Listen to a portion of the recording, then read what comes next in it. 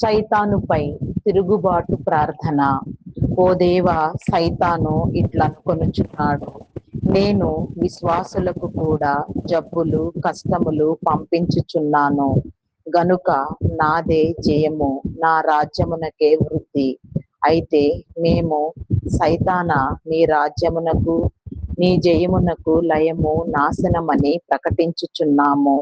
మరియు సైతాను ఇట్లనుకొనుచున్నాడు, విశ్వాసులు ఎంత ప్రార్థన చేసినను వారి కష్టములు నేను పోనీయలేదు గనుక నాదే జయము, నా రాజ్యమునకే వృద్ధి. విశ్వాసుల డాబుసరి మాటలు ఏవి?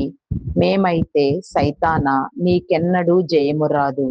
గడియ వచ్చినప్పుడు మా కష్టములు తీరిపోవును, మా ప్రార్థనలు నెరవేరును, మాకే జయము, నీవు అపజయపరుడవని ప్రకటించుచున్నాము. ఇంకను సైతాను, నేను కష్ట నివారణకు ఆటంకముగా నున్నప్పుడు నీ తండ్రి వచ్చి కష్ట నివారణ చేసినాడా?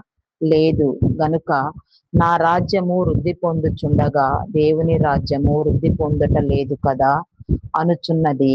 అయితే మేము, ఓ సైతానా, నీకు నీ పనులకు లయము నాశనము అని ప్రకటించుచున్నాము.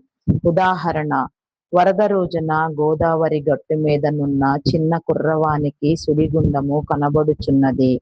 పైనుండి వచ్చుచున్న నీళ్లు ఆ సుడిగుండములోనే ఆగిపోవుచున్నవని అనుకొనుచుండెను. ఇంతలో ఒక పెద్ద విద్యార్థి ఆ కుర్రవానిని చూచి, నీవు మొదట చూచిన నీరు ఆనకట్ట మీదకి వెళ్ళిపోయినదని చెప్పెను. అలాగే కనపడకపోయినను దేవుని రాజ్యము వృద్ధి పొందుచునే ఉన్నది. ఓ యేసు ప్రభువా, ఈ సత్యములను అందరికిని బయలుపరచుము. నమ్మునట్లు విశ్వాసము దయచేయము.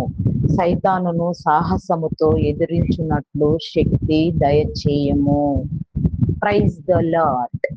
అందరికీ మరణాత.